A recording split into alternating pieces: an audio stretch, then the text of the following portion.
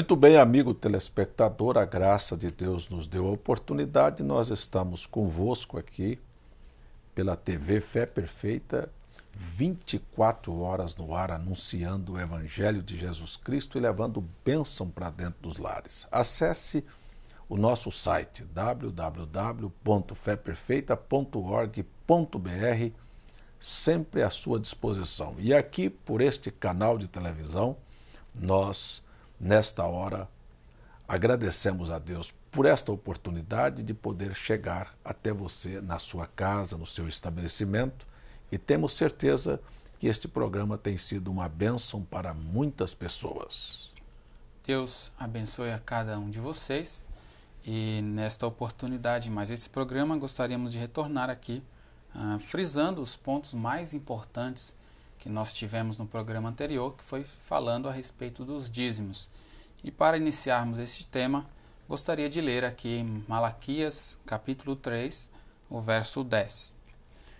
Trazei todos os dízimos à casa do tesouro, para que haja mantimento na minha casa, e provai-me nisto, diz o Senhor dos Exércitos, se eu não vos abrir as janelas do céu e não derramar sobre vós bênção sem medida. Então, pastor César, nós estávamos vendo no programa anterior, conforme o senhor afirmou, queria saber aqui de maneira frisada, retornando isso em nossa mente, qual foi como é saber que dízimo não é da lei, não é uma lei, como o senhor afirmou no programa passado. Gostaria que o senhor esclarecesse melhor para nós. Muito bem, nós vamos voltar aqui por parte. Parece haver uma contradição no versículo que você leu de Malaquias 3, com o que eu afirmei de Gênesis capítulo 14. Lá em Gênesis, nós vimos Melquisedeque, que é o próprio Deus, que não tem princípio de vida nem fim de dias, vindo num corpo teofânico receber os dízimos de Abraão. Você vai ver Paulo dizendo que Abraão tinha nos seus lombos Levi, seu bisneto, que também pagou dízimos. E Levi seria quem haveria de receber dízimos. Então, nós temos aqui dois sacerdócios, e nestes dois sacerdotes, as figuras, ou a figura do próprio Deus na forma de um sumo sacerdote. Isto para mostrar que os verdadeiros ministros receberiam dízimos como Melquisedeque recebeu o dízimo de Abraão. Quero lembrar que nenhuma pessoa deve trazer dízimo à igreja ou ao pastor, mas deve vir por fé, trazê-lo ao Senhor como uma oferta de gratidão. Eu acho muito chocante, irmão João e amigo telespectador que está em casa, Deus ter que usar, por exemplo, Êxodo capítulo 20, dizer assim: não terás outros deuses diante de mim. Isso é a mesma coisa de um marido dizer para a mulher: não bota outro homem aqui dentro da casa porque eu sou o homem da casa. É uma coisa vergonhosa até. Uma coisa que, sei lá, é uma coisa que constrange até pensar que Deus tem que usar leis para dizer: filho, honra teu pai e tua mãe. Isso é uma coisa que é uma agressão à lei natural, um filho desonrar o pai e a mãe. Dizer não mate é uma coisa brutal, entendeu? É uma coisa que desnecessária de ser falada, mas Deus teve que falar por causa da mentalidade das pessoas, de quanto o ser humano é mau, é ingrato e precisa ser admoestado desta maneira. Aqui no livro de Malaquias, Deus chega a dizer: faça prova. Ou seja, eu disse no programa anterior que dízimo é uma questão de gratidão, de fé, porque Deus te deu, você dá. Foi assim que aconteceu com Abraão. Agora, como o povo não estava dando, Deus teve que lembrá-los, como Deus disse a Israel: lembra-te que eu fui que te tirei da terra do Egito. Quer dizer, quantos favores, quantas bênçãos eu tenho te dado e você é ingrato. Agora, se uma pessoa tem um relacionamento com Deus, sabendo que Deus é provedor, que Deus é que nos dá a vida, que Deus é que nos abre as portas, você pode estar me assistindo em casa, analisar comigo. Quantos mendigos existem nessa cidade? Poderia ter sido você, mas a bondade de Deus te deu um lar, te deu uma família, te deu uma estabilidade. Quantos estão desempregados? Poderia ser você. Poderia ser você um mendigo, mas, no entanto, você tem. Então, esta é a razão que nos traz a fé a sermos agradecidos a Deus e trazermos, então, aquilo que Deus nos dá, o dízimo. Agora, eu estou consciente, irmão João e meu irmão amigo que está me assistindo, que há uma vergonha ou uma falta de vergonha na face de muitos chamados pregadores que estão usando a fé, a lealdade do povo, até a gratidão do povo, para fazer disto um comércio. E isso é o que nós vemos estampado em sites, em jornais, de acontecimentos que marcam a vida e a trajetória da igreja, tanto da igreja católica como da igreja evangélica, como isto é usado para fins espúrios que terão que acertar contas com Deus. Aqui em Malaquias 3, como nós estávamos lendo aqui, no verso 8, que é alguns versos anteriores ao que lemos, nós vemos a Bíblia chamar pessoas de ladrão, pessoas que roubam a Deus. Como é que fica a situação de alguém que realmente não entrega os seus dízimos? Diante de Deus, ela se torna um roubador, um ladrão? Na verdade, olha, existem muitos ladrões. Por exemplo, aqueles que roubam o tempo de Deus, eles são ladrões. E estes aí, eles roubam a honra, roubam a oportunidade. Por exemplo, nós temos muitos ladrões atrás dos púlpitos hoje. Eu estou dizendo isso porque a Bíblia diz que aqueles que fizeram do templo, do lugar sagrado, um comércio, Jesus olhou para eles, virou a mesa dos cambistas e disse: vocês transformaram a casa do meu pai num covil de ladrões e de salteadores. Quer dizer, se a pessoa falta com a verdade para com o povo, um pastor, ele é um ladrão de oportunidades. Existe só um arrebatamento. A vinda do Senhor é uma coisa eminente. O mundo está para sofrer uma catástrofe. Deus vai destruir este planeta. Deus vai matar tudo, queimar tudo. E existe uma oportunidade que os ministros deveriam estar usando de preparar esse povo para escapar desta catástrofe, na vinda do Senhor, na intervenção de Deus, na chance que é o arrebatamento. Quando eles usam o púlpito para pedir dinheiro e dizer que as pessoas podem viver qualquer classe de vida desde que dê dinheiro para eles, eles estão roubando do povo a oportunidade de se prepararem para o arrebatamento, para escaparem da destruição, para escaparem do inferno. Agora, aqui você citou Malaquias, a pessoa que voluntariamente não traz os seus dízimos, não é porque é obrigado, porque Deus não recebe dado obrigado. Aqueles que trazem constrangido, se eu não levar, o pastor vai me chamar de ladrão, não vale nada. Tem até igreja aqui, irmão João, no Brasil, que as pessoas são submetidas a vexames, porque tem que carimbar o cartão de membro que pagou o dízimo para ter direito à Santa Ceia do Senhor. Esta é uma aberração, mas estas são verdades. E outros são colocados no canto da parede, se você não der, você vai ver o diabo solto. Quer dizer, essa pessoa não dá por fé, dá por medo. Na verdade, aqueles que não fazem voluntariamente, por fé, por consciência, com alegria no coração, como diz a Bíblia, ainda que eles tragam o dízimo, eles estão roubando. Roubando a oportunidade de serem agradecidos e roubando a oportunidade de Deus confiar e dar mais para eles.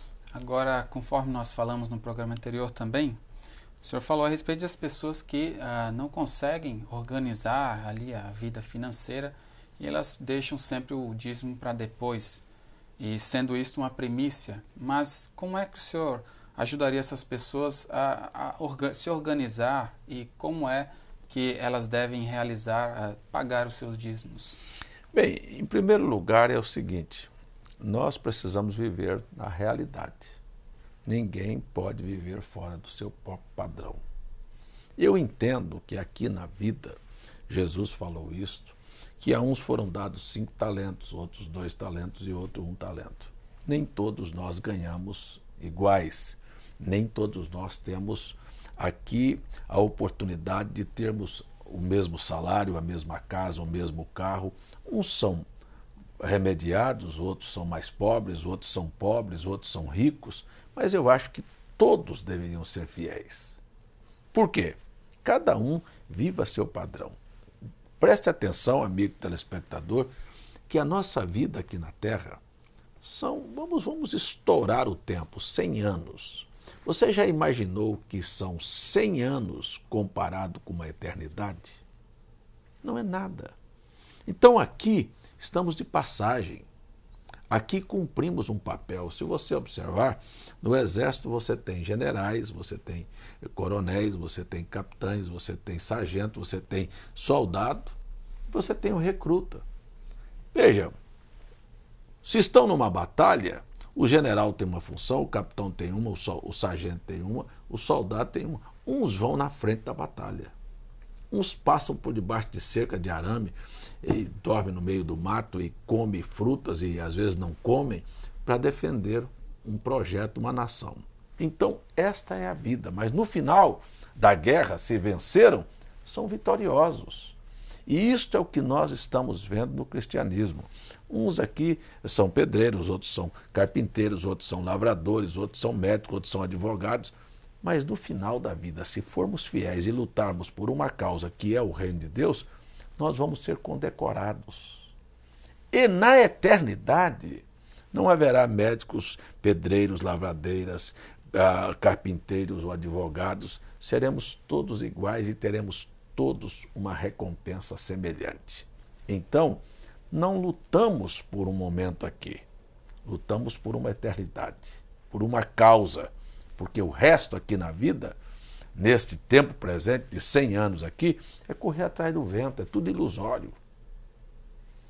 Então, o importante é sermos fiéis a Deus. Como organizar a sua vida? Viva o seu padrão de maneira que honre a Deus. Tenho certeza que a Bíblia é a verdade.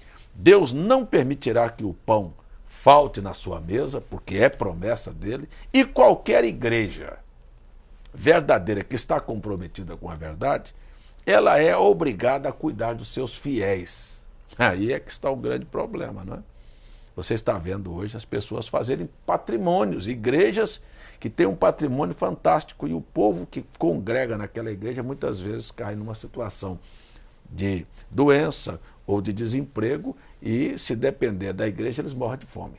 Mas isto é falso e a Bíblia diz que nós precisamos cuidar dos fiéis. A igreja deveria cuidar. Então, você já pensou se a igreja, aquele papa que morreu com 33 dias de pontificado, queria vender o patrimônio da igreja católica para cuidar dos pobres que é a igreja católica? Já pensou a maioria do povo pobre? Pode saber, porque não são ensinados. Mas veja, as próprias pessoas que vêm ao Evangelho, de alguma maneira elas crescem financeiramente, são abençoadas e organizam a vida, porque aprendem a comprar e pagar. Para comprar e pagar, você tem que comprar dentro do seu limite de posse, dentro do seu salário. Então, isto é organização de vida, e isto colabora com as autoridades, e isto faz desta pessoa uma pessoa limpa e honrada diante da sociedade. E isto é bênção que o dízimo também promove. Agora, somente trazendo aqui um quadro para que nós pudéssemos entender melhor a afirmação do programa anterior, de saber o que é que nós devemos dizimar. Porque, digamos que eu trabalhasse no campo, tivesse uma vida ali de plantio e plantava grãos e tivesse meus animais, e eu tivesse o lucro daquelas coisas que eu estou ali cuidando naquela fazenda, naquele sítio. Então, eu deveria dizimar apenas aquele grão, apenas aquele animal, de acordo com o Velho Testamento, porque eu já vi algumas pessoas falarem que não se deve dizimar dinheiro ou aquilo, deve ser o grão, deve ser o animal. O que é que deve ser dizimado? Não, é simples, irmão João. Nós falamos isso no programa anterior, no livro de Deuteronômio 14, verso 25. Lá no Velho Testamento, as pessoas não viviam num país industrializado como o nosso. Não se tinha funcionalismos públicos, né? Funcionários públicos. Nós tínhamos lá pessoas que trabalhavam e viviam do campo. Automaticamente, quando eles colhiam, eles tiravam a primícia, esse dízimo é isto, e então a primícia era dedicada ao sacerdote, para ele viver, para ele ministrar, para ele abençoar aquela família. Então, quando se morava em longa distância, vendia-se aqueles mantimentos, ou os animais, e levavam dinheiro ao sacerdote. Então, essa questão de dizer que não se pode dar dinheiro, quem faz uma afirmação dessa tem pouco conhecimento da Bíblia Sagrada. Eu acho que é só ler Deuteronômio 14, 25. Devemos sim, qualquer que seja a sua função, desde que você tenha lucro daquilo, você sobreviva daquilo, seja agradecido. E eu tenho certeza que você experimentará o que é o efeito da gratidão no coração de uma pessoa e como isto abençoa as pessoas. Agora um assunto uma pergunta um pouco mais séria.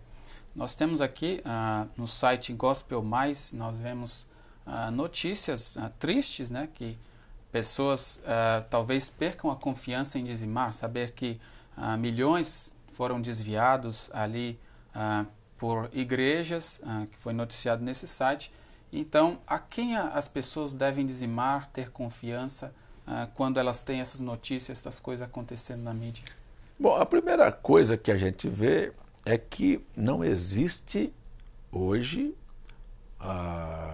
como é que nós diríamos, pessoas que trabalhem, não existe mais pessoas que estão trabalhando com honestidade para com Deus. Hoje nós estamos vendo que a religião, aliás, hoje não, ao longo da história nós vimos que a igreja trabalhou de maneira desonesta com o povo. A igreja confiscou bens, a igreja se apropriou indevidamente de terras, a igreja vendeu indulgência, enganou as pessoas. Quer dizer, quando você vê hoje sacerdotes desviando dinheiro, se você pegar a história do Brasil, a quantidade de ouro e de bens que foram desviados aqui na colonização do Brasil, e se você pegar a história mundial, a Rússia, por exemplo, quando o comunismo entrou lá, por que foi que o comunismo entrou? Foi exatamente por isso, porque eles estavam cansados de ser extorquidos pelos sacerdotes, pela religião. Hoje nós vemos o mesmo quadro. Aí você está aí, pessoas inescrupulosas que se vestem, que se apresentam como pastores, como bispos, como apóstolos, e, no entanto, pressiona, insiste, pede para as pessoas não somente dar o dízimo, mas dar o dízimo 3 vezes mais dobrado, porque eles estão precisando para pagar seus projetos, e as pessoas acabam bancando, sabe, uma coisa que é completamente insustentável diante da Bíblia. Então, esses pregadores, eu disse no programa passado, que, na verdade, quem recebia os dízimos do Antigo Testamento eram os sacerdotes na figura representativa de Deus. E hoje nós temos muitos que usurpam esta posição porque, na verdade, não têm a mínima qualificação moral para serem sacerdotes. Sabe? São aproveitadores da fé do povo. E eu quero chamar a população e dizer a você, onde depositar os dízimos foi sua pergunta. Olha, precisa ser num lugar onde se tenha confiança para fazer. E confiança assim, a primeira prova que você está confiando num sistema veja se ele não está te enrolando. Veja se ele está te mostrando a Bíblia. Ainda que te fira, te ofenda, mas que é a verdade. porque não adianta receber tapinha nas costas e você, meu irmão, meu querido, meu amigo, e você dá o dinheiro e a sua alma ir para o inferno. Então eu disse no programa passado, e vou repetir mais uma vez, irmão João, que, segundo Apocalipse 17, há uma igreja tradicional, a mais antiga, a maior, sabe? Que é chamada de a Grande Meretriz. Ela se tornou rica, poderosa, por deitar-se com os reis da terra. Ela é a mãe das abominações, inclusive da abominação do comércio da fé. Que você vê aí todo dia, faça voto, faça não sei o quê, e aí é tomando o dinheiro das pessoas. Compra indulgência e etc. Esta mãe gerou filhas, e as filhas são aquelas que mantêm o nome diferente, mas a doutrina é igual. Então você nota que, por exemplo, a doutrina da Trindade, como eu citei no programa passado, ela é antibíblica. Nós vamos estudar esse assunto aqui no programa. O batismo nos títulos Pai, Filho e Espírito Santo tem uma sustentação da Trindade, mas não tem testemunho dos apóstolos. E, por exemplo, a celebração do Natal em 25 de dezembro é um paganismo que foi acoplado por esta igreja e que é sustentada pelas igrejas. Então, quando se diz que uma mulher pode cortar o cabelo, pode ser sacerdotisa, pode ser pastora, sabe? E você vai olhando esse conjunto de coisas, quem sustenta, quem tem coragem de levar seus dízimos para esses ambientes e para esses líderes e para essas igrejas, eles estão sustentando, fomentando um sistema anticristo para se difundir ensinamentos errados e que por fim não farão bem às pessoas, levarão as pessoas para a perdição. Então agora, uma outra questão que deixa muitas pessoas em dúvida é se elas deveriam saber o que é feito com dízimos. As pessoas devem se preocupar no que é que o pastor vai fazer, o que é que a igreja vai fazer, ou como é que ela deve dar, como é que deve estar o coração de um irmão que dá os seus dízimos. A primeira coisa que a gente tem que notar é o seguinte, o primeiro fato, o dízimo vem à igreja para que os seus sacerdotes se mantenham deles. Isto é uma coisa clara. Agora você me pergunta se as pessoas devem saber o que foi feito do dinheiro. Isso é a mesma coisa de eu sair de casa, minha mulher perguntar para mim assim, escuta aqui, o que você fez? Você olhou para quem? Conversou com quem? Se não tem confiança, isso chama-se legalismo. Existem, dentro das igrejas, um conselho, existe um estatuto, existem normas que o governo estabelece para que as pessoas vivam dentro disso aí, e isto é o que o governo deveria olhar. E as pessoas precisam ter tanta confiança que aquele homem está mostrando a Bíblia, ensinando a Bíblia e está vivendo conforme a Bíblia, que se estabelece uma relação de confiança mútua entre aquele que ministra a responsabilidade com a alma das pessoas e entre aqueles que estão dando a confiança de que estão colocando o dinheiro no lugar certo para ser usado da maneira correta. E isso é como nós dissemos, o dízimo vem para a igreja, para a manutenção da casa de Deus, para a manutenção da família de Deus e dos próprios necessitados da igreja. Agora, uma outra pergunta baseada em uma pequena notícia. Aqui no jornal local, em João Pessoa, nós temos noticiando que uma facilidade do débito automático para pessoas que desejam dizimar. Isso pode ajudar, prejudicar? O quanto a tecnologia nesse ponto pode entrar? Olha, eu quero dizer para você que na tecnologia não existe mal nenhum, existe mal nas intenções.